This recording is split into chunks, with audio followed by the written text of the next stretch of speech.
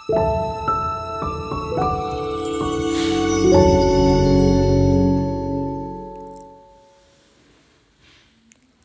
Friends, welcome back. ഇന്നത്തെ നമ്മുടെ recipe ഇതുപോലൊരു പനീർ മസാലയാണ്. അപ്പോൾ എങ്ങനെയാണ് ഈ ടേസ്റ്റി ആയിട്ടുള്ള പനീർ മസാല തയ്യാറാക്കിയെടുക്കുന്നത് നോക്കാം. അപ്പോൾ വീഡിയോയിലേക്ക് പോകുന്നതിന് മുന്നേ ചാനൽ സബ്സ്ക്രൈബ് ചെയ്യാത്തവരാണെങ്കിൽ പ്ലീസ് ഒന്ന് സബ്സ്ക്രൈബ് ചെയ്ത് സപ്പോർട്ട് ചെയ്യണേ. അപ്പോൾ അതിനായിട്ട് ഞാനൊരു പാൻ എടുത്തിട്ടുണ്ട്. അതിലേക്ക് വെളിച്ചെണ്ണയാണ് ഒഴിച്ചു കൊടുത്തിട്ടുള്ളത്. ഈ പനീർ ഒന്ന് ചെറുതായിട്ടൊന്ന് റോസ്റ്റ് ചെയ്തെടുക്കണം. അപ്പോൾ പനീർ ഒന്ന് സോഫ്റ്റായി കിട്ടാൻ വേണ്ടിയിട്ട് ഒരു 5 മിനിറ്റ് ഞാൻ ഇളം ചൂടുവെള്ളത്തിലൊന്ന് ഇട്ട് വെച്ചിട്ടുണ്ടായിരുന്നു. അങ്ങനെ ചെയ്യുകയാണെങ്കിൽ പനീർ ഒന്ന് സോഫ്റ്റായി കിട്ടും. ഇനി ഇതിലേക്ക് അല്പം മഞ്ഞൾപ്പൊടി, അതുപോലെ കാശ്മീരി ചില്ലി പൗഡർ, ആവശ്യത്തിനുള്ള ഉപ്പും കൂടെ ഇട്ട് കൊടുത്തതിന് ശേഷം നന്നായിട്ട് ഇതുപോലെ ഒന്ന് മിക്സ് ചെയ്തെടുക്കാം. ഓവറായിട്ട് റോസ്റ്റ് ചെയ്തെടുക്കരുത്, ചെറിയ രീതിക്കൊന്ന് റോസ്റ്റ് ചെയ്തെടുത്താൽ മതിയാവും. മസാലയൊക്കെ നന്നായിട്ട് ഇതുപോലെ ഒന്ന് മിക്സ് ചെയ്തെടുക്കണം.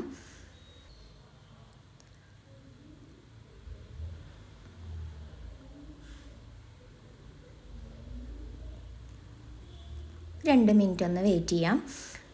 അപ്പോൾ പനീറൊക്കെ ഇതുപോലെ കുക്കായി വന്നിട്ടുണ്ട്. ഇനി ഇതൊന്ന് നമുക്ക് എണ്ണയിൽ നിന്നൊന്ന് കോരി മാറ്റാം.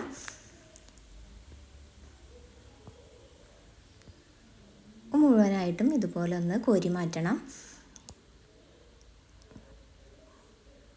ഇനി വേറൊരു പാൻ വെച്ച് അതിലേക്ക് അല്പം വെളിച്ചെണ്ണ ഒഴിച്ച് കൊടുക്കാം. ഈ വെളിച്ചെണ്ണയൊക്കെ ഒന്ന് ചൂടായി വരുന്ന സമയത്തേക്കും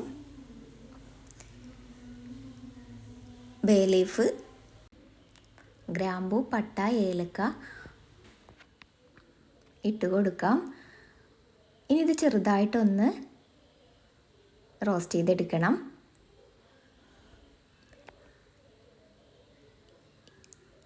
ഇനി ഈ സമയം ഇതിലേക്ക് കട്ട് ചെയ്ത് വെച്ചിട്ടുള്ള ഇഞ്ചി, അതുപോലെ തന്നെ വെളുത്തുള്ളിയും കൂടെ ഇട്ട് കൊടുത്ത് ഒന്ന് വഴറ്റിയെടുക്കണം.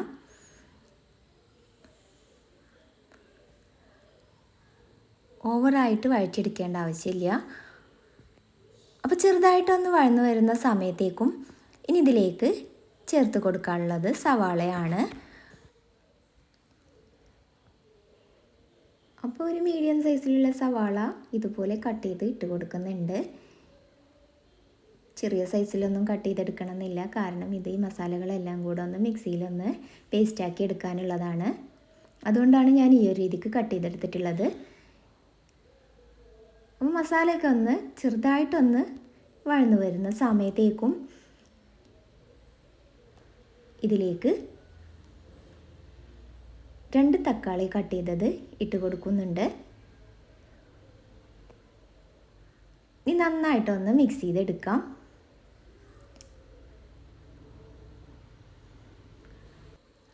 ഇനി സവാളയും തക്കാളിയൊക്കെ ഒന്ന് കുക്കായി വരാൻ വേണ്ടിയിട്ട് 2 മിനിറ്റ് ഒന്ന് അടച്ച് വെച്ചൊന്ന് വെയിറ്റ് ചെയ്യാം. അപ്പോൾ ഏകദേശം 2 മിനിറ്റ് കഴിഞ്ഞിട്ടുണ്ട്. അപ്പോൾ സവാളയൊക്കെ ഇതുപോലെ കുക്കായിട്ട് വന്നിട്ടുണ്ട്. ഇനി ഇതിലേക്ക് ആവശ്യത്തിനുള്ള മസാലകളൊന്ന് ചേർത്ത് കൊടുക്കാം. 1/4 ടീസ്പൂൺ അളവിൽ മഞ്ഞൾപ്പൊടി, 1 ടീസ്പൂൺ അളവിൽ കാശ്മീരി ചില്ലി പൗഡർ,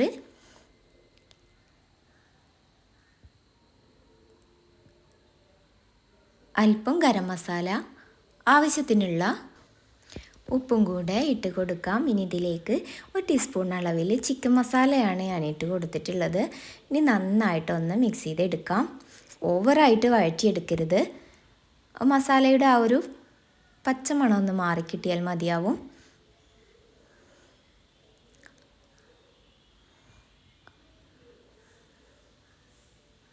അപ്പോൾ നമ്മുടെ മസാല ഇവിടെ റെഡി ആയിട്ടുണ്ട്. ഇനി ഫ്ലെയിം ഓഫ് ചെയ്ത് മാറ്റി വെക്കാം.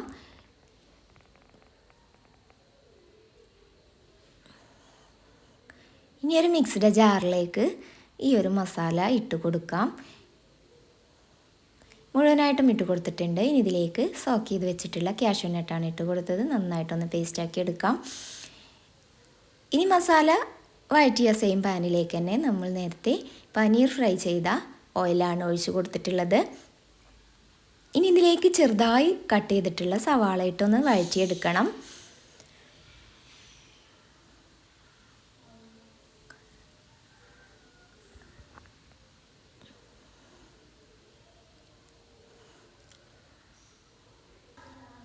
അപ്പോൾ സവാളയൊക്കെ ഇതുപോലെ നന്നായിട്ട് വഴന്നു വന്നിട്ടുണ്ട്. ഈ സമയം ഇതിലേക്ക് ചെറുതായിട്ട് കട്ട് ചെയ്ത് വെച്ചിട്ടുള്ള തക്കാളി ഇട്ട് കൊടുത്തിട്ട് നന്നായിട്ടൊന്ന് വഴറ്റിയെടുക്കാം.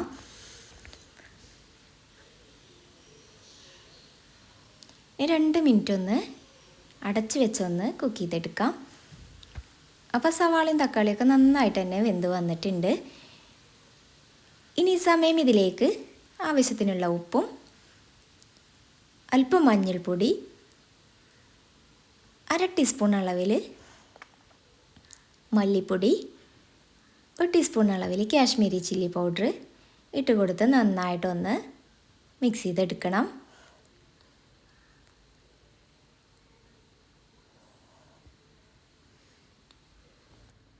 അപ്പോൾ ഇതുപോലെ നന്നായിട്ടൊന്ന് മിക്സ് ചെയ്തെടുക്കാം. അപ്പോൾ വീഡിയോ കാണുന്ന കൂട്ടുകാർ നമ്മുടെ വീഡിയോ ഇഷ്ടമാണെങ്കിൽ ലൈക്ക് ചെയ്യാനും ഷെയർ ചെയ്യാനും അതുപോലെ തന്നെ കമൻറ്റ് ചെയ്യാനൊന്നും മറന്നു പോകരുത്. അപ്പോൾ ഈ ഒരു മസാല ഇവിടെ റെഡി ആയിട്ടുണ്ട്. ഇനി ഇതിലേക്ക് ക്യാപ്സിക്കം ചേർത്ത് കൊടുക്കാം. 3 കളറിലുള്ള ക്യാപ്സിക്കം ഞാൻ ചേർത്ത് കൊടുക്കുന്നുണ്ട്. ഇനി നന്നായിട്ടൊന്ന് മിക്സ് ചെയ്തെടുക്കണം. ക്യാപ്സിക്കം ഓവറായിട്ട് കുക്ക് ചെയ്തെടുക്കരുത്. ഇനി ഇതിലേക്ക് നമ്മൾ നേരത്തെ അരച്ച് മാറ്റി വെച്ചിട്ടുള്ള ആ ഒരു ഗ്രേവി ഒഴിച്ചു കൊടുക്കാം. ഇനി അല്പം വെള്ളം ഒഴിച്ച് കൊടുക്കാം. വെള്ളം ഒഴിച്ച് കൊടുത്തതിന് ശേഷം നന്നായിട്ടൊന്ന് മിക്സ് ചെയ്തെടുക്കാം. ഇതുപോലെ നന്നായിട്ട് മിക്സ് ചെയ്തെടുക്കണം.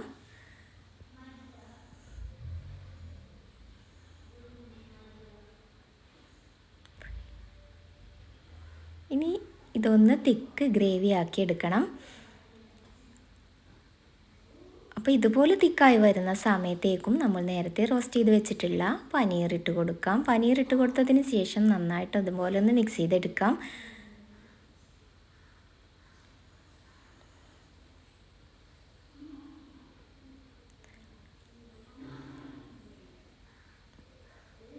ഇനി അടച്ച് വെച്ചൊന്ന് കുക്ക് ചെയ്തെടുക്കാം. ഏകദേശം ഒരു 5-6 മിനിറ്റോളം ആയിട്ടുണ്ട്.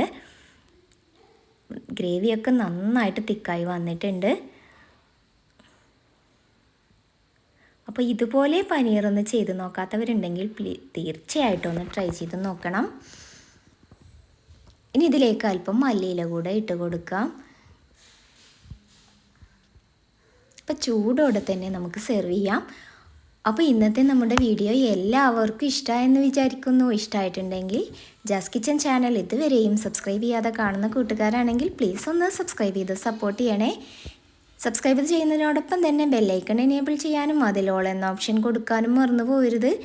എങ്കിലേ ഞാനിടുന്ന വ്യത്യസ്തമായിട്ടുള്ള വീഡിയോസ് നിങ്ങൾക്ക് നോട്ടിഫിക്കേഷനായി ലഭിക്കുകയുള്ളൂ. വീണ്ടും അടുത്ത നല്ല വീഡിയോയുമായി കാണാം. Thank you for watching.